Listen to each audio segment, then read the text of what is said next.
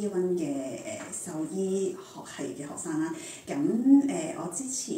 Year One 之前我就做咗 foundation 嘅，咁所以而家係我第2年喺呢度。我係 Selina 啦，咁我係個妹啦。咁啱啱讀完 foundation year 嘅生物醫學係啦，Bio-Vet會覺得一路都好想讀㗎啦，咁都驚自己冇機會，因為其實好似 vet 咧，始終係幾專業，同埋以前喺香港啊，或者以前細個覺得哇一定要讀書好叻，或者要讀好多 background 先至可以做到 vet 嘅。咁其實自己一嚟好想做啦，好想試下啦，咁所以其實嗰陣時都真係唔理咁多啦，不如試下 apply 啦。係啦，apply 咗先啦，唔 apply 嘅話冇機會嘅。係啊，同埋覺得即係有翻咁上下年紀啦，覺得而家唔試嘅話咧，就第日都冇機會㗎啦。我覺得夢想呢家嘢，如果你唔去實行嘅話，永遠都只係一個夢嚟嘅啫。咁你唔踏出第一步嘅話，你唔試下嘅話，你點知得唔得咧？咁我覺得做咗20年嘢，即係做咗20年嘢啦。咁你會即係其實對人生可能有少少厭倦，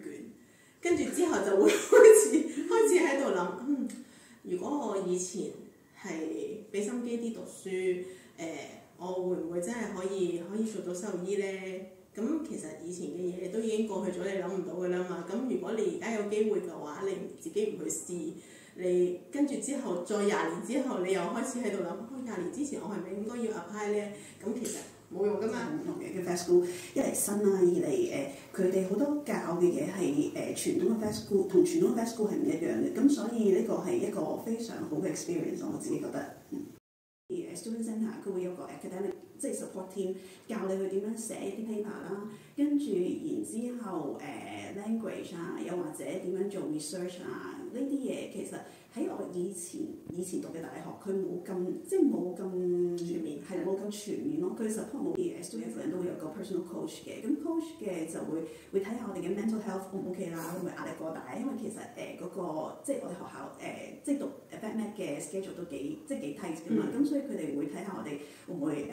啲 mental O 唔 OK 啊，支唔支持得住啊？咁會得閒揾我哋傾下偈。就算我係Bio-Vet都好咧，我都去過幾次出去farm啊，跟住之後去濕地公園啊，睇到啲係啊好多 field trip 見到動物啊，跟住之後又可能讀營養學嘅話，又會帶你去嗰啲營養工廠，嗰個即係喺濕地嗰啲工廠，跟住之後佢哋已經喺度諗第日你都可以去做喺工廠入面做嗰啲關於營養學嘅嘢啊，咁佢已經幫你諗好第日嘅做career path係點樣，俾個建議又或者選擇你。咁其實我覺得佢哋呢間大學對學生嘅 support 其實都